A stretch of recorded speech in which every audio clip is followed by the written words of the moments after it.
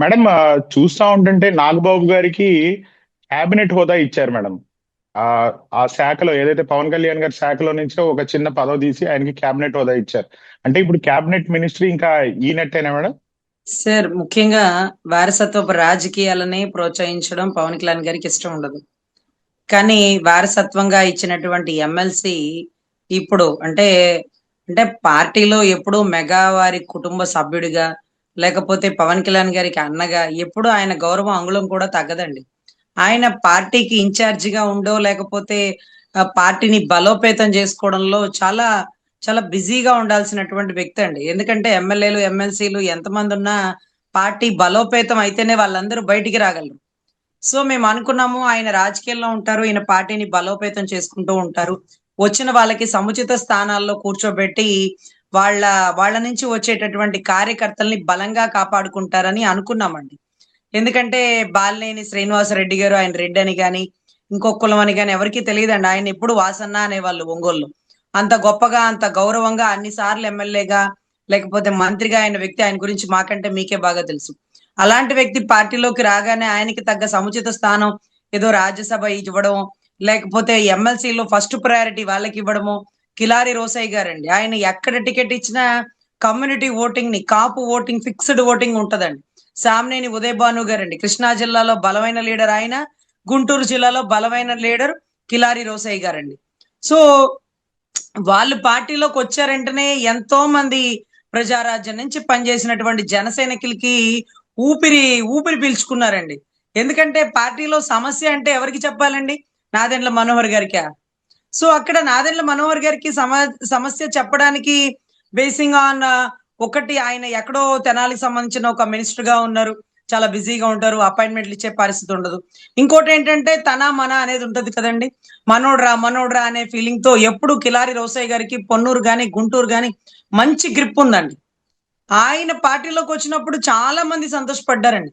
మరి అలాంటి వ్యక్తులకి ఎమ్మెల్సీలు ఇవ్వకుండా వారసత్వ రాజకీయాల్ని పెంచి పోషించడం నాకు నచ్చదు అన్న వ్యక్తి స్వయాన వారి అన్నకి ఎమ్మెల్సీ ఇవ్వడమే అనవసరం అండి. ఆయన గౌరవం ఏమీ తగ్గదు. ఎమ్మెల్సీ ఇస్తే పెరగడం, ఎమ్మెల్సీ లేకపోతే తగ్గేదే ఉండదు కదా. సో వచ్చిన వాళ్ళకి గౌరవించుకోవాలి. మళ్ళీ ఇంకా కూడా ఆ గ్రీన్ కోక్ సంబంధించి ఏదో చైర్మన్ కూడా ఏదో ఇచ్చారు, క్యాబినెట్ ర్యాంక్ ఇచ్చారు. ఏమండి, ఒంగోలులో కొట్టుకుంటున్నారు. ఎవరు కొట్టుకుంటున్నారు? టీడీపీ కొట్టుకోవట్లేదండి. ఆ ఏదైతే జనసేన జనసేన కొట్టుకుంటుందండి. రియాజ్ గారు పరుష పదజాలంతో బూతులు తిట్టేస్తున్నారండి. తిట్టిన వ్యక్తి ఎవరండి? ఎక్కడో ఎన్ఆర్ఐ ఎండకి చలికి వానకి ఉండి డబ్బులు పంపించి పార్టీని బలోపేతం చేసుకుంటూ ఎంతో మంది దగ్గర ఫండ్ కలెక్ట్ చేస్తూ పార్టీలో అజ్ఞాతంగా ఉంటూ ఏ పదవులు ఆశించినటువంటి నిజాయితీ పరులైన ఎన్ఆర్ఐ కార్యకర్తలండి.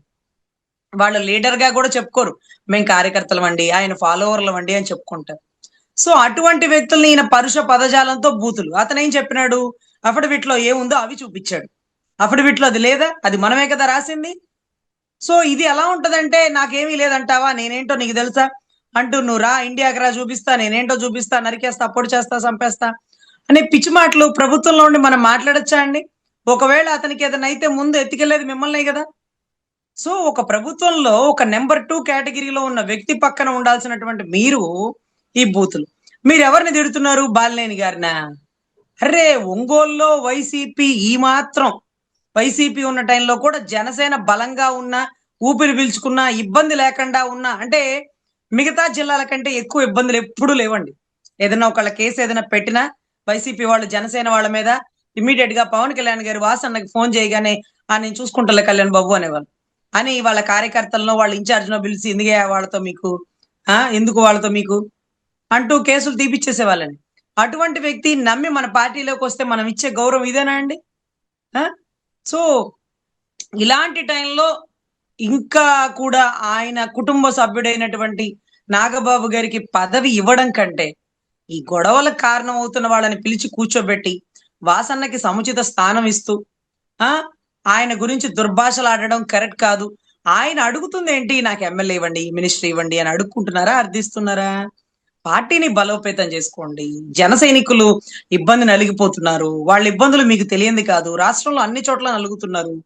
అరే, కార్యకర్తలండి ఫేస్బుక్ లో ఒక పోస్ట్ ఫార్వర్డ్ చేసినాడని ఒక జనసేన వ్యక్తిని టీడీపీ సంబంధించిన వ్యక్తులు అతని మీద కేసులు పెట్టి అతని పోలీస్ స్టేషన్ లో 2-3 రోజులు కుమ్మి కొట్టి అక్కడ పెట్టినారట. అంటే వ్యవస్థలు ఎటు వెళ్ళిపోతున్నాయండి? అంటే తగ్గేదే లేము అనే ఒక డైలాగు జనసేనదండి. మమ్మల్ని ఎవడు ఆపేది అనే డైలాగ్ కూడా జనసేన వాళ్ళదేనండి. సో ఇటువంటి పరిస్థితుల్లో ధైర్యంగా ప్రభుత్వంలో లేనప్పుడే పోరాడినటువంటి జనసైనికులు ప్రభుత్వంలో తప్పు ఎవరు చేసినా ప్రశ్నించండి అనే వాళ్ళన్న అడుగుజాడల్లో వెళ్తారు కదా.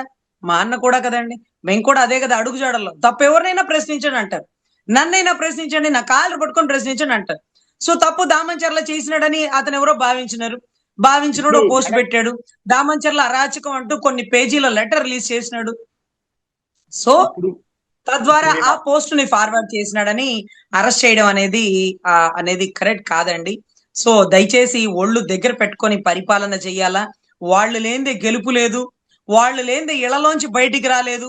వాళ్ళు పంచాయతీ ఎన్నికలకు పోటీ చేశారు కానీ వేల కోట్లకు అధిపతులు పంచలు కట్టుకొని తలుపులకి గేట్లు వేసుకొని లోపల టీవీల్లో చూసుకుంటున్నారు ఏం జరుగుతుందా, ఎవరు ఎవరిని కొట్టుకుంటున్నారా. అది మీ బలం, అది మీ బలం. సో అటువంటి బలహీనతగా ఉన్న మీరు ఈ రోజు ప్రభుత్వం వచ్చింది కదా అని, ఆ బలం వచ్చింది కదా అని కొమ్ములు బయటకు తెచ్చారనుకోండి, మక్కలు ఎరగొడతారు జనసేన వాళ్ళు. మామూలుగా ఉండదండి. సో దయచేసి నాకు చాలా ఆశ్చర్యం వేసిందండి, పార్టీలోంచి బయటకు వెళ్ళిపోయిన మా జనసేన కార్యకర్త మీద ఫేస్బుక్ లో పోస్ట్ ఫార్వర్డ్ చేశారని కొడతారా? ఎంత బలుపురా మీకు, ఎంత కొవ్వురా మీకు. ఇదా మీ పోలీసుల అరాచకం? విఆర్ లో పెట్టి ఎస్పీ గారు విఆర్ లో పెట్టిన పోలీసుని దామచర్లు ఇమీడియట్ గా మళ్ళీ అదే పోలీసుని 3 రోజులు వేసేస్తే మీరు గౌరవం ఎస్పీ గారికి ఇచ్చే గౌరవం ఏంటండి? ఏ తప్పు చేసినాడో సస్పెండ్ చేస్తాడు, ఏ తప్పు చేసినాడో విఆర్ చేస్తాడు, ఇమీడియట్ గా తెస్తారా? మీరు చెప్పినట్టే జరగాలా? లాండ్ ఆర్డర్ మీరు పరిపాలిస్తున్నారా? చట్టాన్ని చేతిలో తీసుకునే అధికారం మీకు ఎక్కడది? ఇవాళ ఉంటావు, రేపు ఎమ్మెల్యేగా ఉండవు. ఆ పోలీసోడు 62 ఏళ్ళు యూనిఫామ్ లోనే ఉంటారు. ఏది చట్టమో ఏది చట్ట విరుద్ధమో అది వారికి తెలుసు. మీ మాటలు వినే చెంచాగిరి చేసే కొంతమంది పోలీసులు ఉంటారు. నెలాఖరికి గవర్నమెంట్ జీతాలతో పాటు మీరిచ్చే లంచాన్ని పేమెంట్ రూపంలో, గిఫ్ట్ రూపంలో తీసుకుంటారు. సిగ్గు ఎగ్గు లేని అటువంటి వారి గురించి మేమేం చెప్పలేమండి. కానీ నిజాయితీ పరులైనటువంటి పోలీసులు మీ తప్పుల్ని ప్రశ్నించినప్పుడు మీరు ట్రాన్స్ఫర్లు గట్రా వేసేయకండి. ఇంకా కూడా పోలీస్ వ్యవస్థ మీద ప్రజలు నమ్ముతున్నారంటే అక్కడ ఇక్కడ కూడా కాకి యూనిఫామ్ ని కొంత గొప్ప విశ్వసిస్తున్నారు. కానీ మీ దగ్గర ఉండే కాకి కూడా ఉంటది, మేడం ఇక్కడ వాళ్ళని ఒక కూలీ చిన్న కాకి ఇంటర్వెన్షన్ మేడం. చేస్తారు. ఇది ఒంగోలు నుంచి టీడీపీకి జనసేనకి ఏమన్నా గ్యాప్ అనేది మొదలవుతుందంటారా మొత్తం స్టేట్ వైడ్? ఏమంటే అన్ని చోట్ల ఒక గ్యాప్ అనేది కనపడుతుందండి. అది ఎంతవరకు గ్యాప్ అంటారో నాకు తెలియదు కానీ ఆయన అమరావతిలో కూడా నాదెండ్ల మనోహర్ గారు చాలా గొప్పగా ప్రెస్ మీట్లు పెట్టేసినారు ఆ స్టేజ్ మీద. అక్కడ కూడా పవన్ కళ్యాణ్ గారు రాలేకపోవడం, తర్వాత కేబినెట్ మీటింగ్లని పక్కన పడేయడం, రాగల పంచాయతీ ఎన్నికల్లో కూడా జనసేన వాళ్ళకి అవకాశం ఇవ్వకపోతే గౌరవ్ లోకేష్ గారు ఎవరిని అడిగి ఆ ప్రామిస్ ఓపెన్ చేసేసినారు. 80% టీడీపీ పోటీ చేసిద్ది, రాగల రోజుల్లో లోకేష్ బాబే సీఎం అంటే అవతలోళ్ళు జీవితాంతం చక్కభోజనం చేయాలా? అంటే జనసేన నాయకుడు ఒప్పుకోవచ్చేమో, కార్యకర్తలు ఒప్పుకోలేని పరిస్థితిలో ఉన్నారండి. మరి నాయకుడు కమిట్మెంట్ ఎలా ఉంటుందో తెలియదు కానీ 15 ఏళ్ళు ఆయనే సీఎం, నేను ఇక్కడే ఉంటా, ఆయన అక్కడే ఉండాలి, మీరు ఇట్లాగే పనిచేయాలంటే అవదండి, అవదు. దయచేసి ఆయనకి ఇచ్చే గౌరవం మేము ఎప్పుడు ఇస్తాం. కానీ ఆయన ఇంకొక వ్యక్తికి గౌరవం ఇవ్వండి అని పలుమార్లు మమ్మల్ని అడగడం, ఇంకొక వ్యక్తిని ముఖ్యమంత్రి చేయడానికి మమ్మల్ని పలుమార్లు పని చేయమని చెప్పడం, అది కడు దౌర్భాగ్యకరం అండి. సో దయచేసి స్థానిక ఎన్నికలలో చాలా పెద్ద పెద్ద కొట్లాటలు అయిపోయే అవకాశాలు ఉంటాయండి. ఎందుకంటే ఇక్కడ జనసేన తిరగబడుతుంది. బాలినేని వాసు గారు చెప్పినట్టుగా ఎన్నాళ్ళని మేము కప్పెట్టి కాపాడుకోవాలి కూటమి చేసే తప్పుల్ని? ప్రశ్నిస్తే తప్ప దామంచర్ల ఎవరి మీద పెత్తనం చేస్తాడు, ఎవరి మీద అరాచకం చేస్తాడు ఎవరికి తెలియదు. ఒంగోలు సంస్థానం నేనున్నప్పుడు నోరెత్తి మాట్లాడలేని వాడు ఈ రోజు నేను ప్రభుత్వంలో ఉన్నా గాని, ప్రభుత్వంలో నెంబర్ 2లో ఉన్నా గాని నన్ను విమర్శిస్తూ నా పేరు చెప్పే వరకు ఏది బలవంతంగా కొట్టి అవతల వాళ్ళని ఇబ్బంది పెట్టి తప్పుడు కేసులు వేయిస్తున్నారండి. ఆ ప్రెస్ మీట్ లో వాసు గారు చెప్తారు అతను తెల్లారుజామున 3 వరకు ప్యాకాట్ ఆడతాడని. ఈయన చెప్తాడు ఆయన తప్ప తాగి 3 వరకు అలాగే పడుకుంటాడు, లేకపోతే సెటిల్మెంట్లు చేస్తుంటాడని. అసలు వాసు గారు ప్యాకాట్ ఆడడం నా అలవాటు అంటారు, ఈయనేమో తాగడం నా అలవాటు అంటారు. అసలు ఏంటో అసలు ఇవన్నీ కూడా ఒక ప్రజా ప్రతినిధులు లైవ్ లో నాకుండే అలవాటు అయ్యా ఏంటి దాంట్లో తప్పు అని అది కూడా ఒకళ్ళు తప్ప తాగుతున్నారు గంజాయి. పొత్తులో ఉన్న పార్టీలు ఇద్దరు ఎంత బహిరంగంగా కొట్టుకుంటాం తొలిసారేమో మేడం ఏపీలో. పోనీలేండి. మనలాంటి వాళ్ళకి మంచి టైం పాస్ అవుతది. మీడియా డైవర్షన్ అవుతదండి. కీలకమైన అంశాల గురించి మనం చర్చించుకోవడం మానేసి, అంటే ఆక్వా రైతుల గురించి, పొగాకు రైతుల గురించి, మామిడి రైతుల గురించి, మొక్కజొన్న రైతుల గిట్టుబాటు ఇవ్వని పరిస్థితి గురించి, లా అండ్ ఆర్డర్ అస్తవ్యస్తం గురించి మాట్లాడడం మానేసి, వాసు గారు, రియాజ్ గారు, వాసు గారు, రియాజ్ గారు. ఈ మధ్యలో మహాన్యూస్ వంశీ గారు దూరేస్తారండి. ఆయనేంటో, ఆయన అత్యుత్సాహం ఏంటో. జనసేన పార్టీ వల్లే బతుకుతున్నారండి. ఓపెన్ గా ఆయన ఒప్పుకోవాలా. జనసేన పార్టీ నుంచి ప్రతి నెల 25,00,000 వస్తూ ఉంటాయని ఎవరో చెప్పగా విన్నామండి. అంటే ఒక్కొక్క పార్టీ ఒక్కొక్క మీడియాని పోషిస్తుందంట అండి. నాకైతే ఐడియా లేదు. ఆ మీడియా జనసేన మీడియా పెంచి పోషిస్తుంది. పవర్ 9, 99, తర్వాత 9 ఛానల్, ప్రైమ్ 9 ఛానల్ ఇవేమి కాదండి. మహా న్యూస్ వంశీ గారిని పోషిస్తుంటది. ప్రతి నెల 25,00,000 వస్తుందని ఎవరో చెప్పగా విన్నామండి. ఇది ఎంతవరకు కరెక్ట్ అయిన సమాచారం నాకు తెలియదు. పాప నేను కూడా ఆయన పెద్దగా బ్లేమ్ చేయలేండి. కానీ ఆయన మాత్రం అచ్చుచావబడుతూ ఆ పార్టీలు నెత్తినేసుకుంటూ మరీ నేను పసుపు, నేను పసుపు అన్నట్టుగా పనిచేస్తారండి. మిగతా టీవీ5, ఏబిఎన్ అంత ఇదిగా పనిచేయరండి. ఇతను మాత్రం ఎందుకంటే నెలాఖరికి పేమెంట్ తీసుకుంటున్నప్పుడు చిత్తశుద్ధిగా పనిచేయాలన్నప్పుడు మరి మా దగ్గర పేమెంట్ తీసుకున్నప్పుడు మా జనసేన కదా బలోపేతం చేయాల నువ్వు. ఇంకా కూడా టీడీపీకి భజన చేస్తావేంటి? మీరు జనసేన బలోపేతం చేసుకోరా? రియాజ్ ఎంత గొప్పవాడు, ప్రజారాజ్యం నుంచి ఉన్నాడు. రియాజ్ ప్రజారాజ్యం నుంచి పనిచేసినాడు.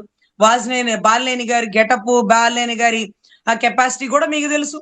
మీరు ఈ రోజు అచ్చుచాపడుతూ బాలినేని గారి మీద బురద చల్లుదామని చూస్తే అది ఎంతవరకు కరెక్ట్? మీరు బాలినేని గారి మీద చల్లుతున్నారా, జనసేన పార్టీ మీద చల్లుతున్నారా? అంటే బాలినేని తీసుకునే జనసేన నాయకుడికి తెలియదా బాలినేని మంచివాడో చెడ్డవాడో? మీకు తెలుసా? మీకు తెలిస్తే మీరు పార్టీ పెట్టండి, పార్టీ నడపండి. ఎవరు మంచో ఎవరు చెడ్డో అధినాయకుడికి తెలియదా? సరే తీసుకున్నాడు, దాని గురించి దామంచర్ల చేసి స్టేట్మెంట్ ఇవ్వడం.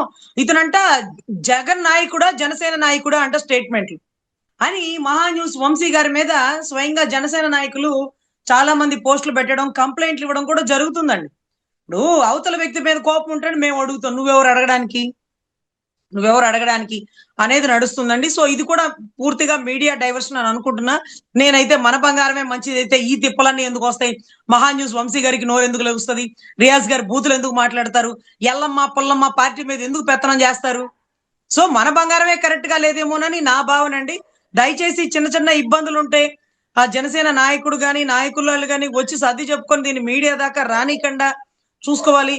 ప్రతి పార్టీలో ఇబ్బందులు ఉంటాయి, కానీ ఏ పార్టీలో బయటికి రావు.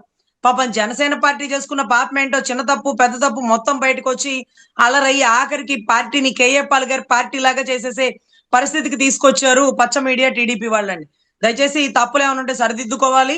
బాలినేని వాసు గారు మిమ్మల్ని నమ్మి పార్టీలోకి వచ్చారు. ఆయన ఎన్నో పదవులు అధిరోహించిన వ్యక్తి. పార్టీని బలోపేతం చేస్తున్నారు ప్రకాశం జిల్లాలో. ఆయనకి ఇక్కడ సపోర్ట్ మీరు ఇవ్వాలి. రియాజ్ గారు నోటికి ఎంత వస్తే ఎంత మాట్లాడుతున్నారు, ఆయన్ని కంట్రోల్ చేయించాలి. అవసరమైతే బాలినేని గారికి ఇంకొక పదవి ఇవ్వాలా. ఈ క్యాబినెట్ ర్యాంక్ ఆయనకి ఇవ్వచ్చు కదండి. నాగబాబు గారికి ఎందుకండి క్యాబినెట్ ర్యాంక్ ఆయనకి ఆల్రెడీ ఎమ్మెల్సీ ఇచ్చారు కదా.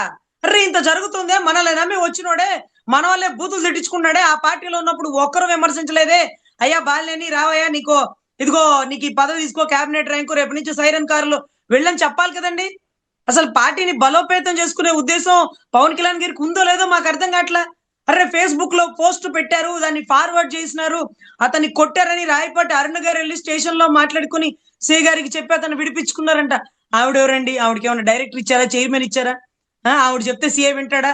అయినా కానీ మన వెనకాల తిరిగిన జనసైనికుడని ఆ అమ్మాయి వెళ్ళిందే, కానీ అక్కడ రియాజ్ గారు ఎందుకు వెళ్ళలేదండి? రియాజ్ గారు జనసేన నాయకుడు తప్పు చేసినాడో ఒప్పు చేసినాడో తప్పుని ఎత్తి చూపించినాడు, అది మన పార్టీ స్టాండ్ కదా. అయితే మాత్రం పోలీసు వాళ్ళు కొట్టేస్తండి, రియాజ్ గారు వచ్చి కాపాడొద్దండి అతన్ని. సో ఇది చాలా డైవర్షన్ కి వెళ్ళిపోతుందండి. పార్టీ ప్రకాశం జిల్లాలో బలపడాలంటే అధినాయకుడు ఈ చిన్న చిన్న ఇబ్బందులన్నీ సర్దిపుచ్చి వాళ్ళిద్దరిని కూర్చోబెట్టి మాట్లాడి మళ్ళీ ఇలాంటి మీడియాలో రాకుండా చూసుకోవాలని నా అభ్యర్థన అండి.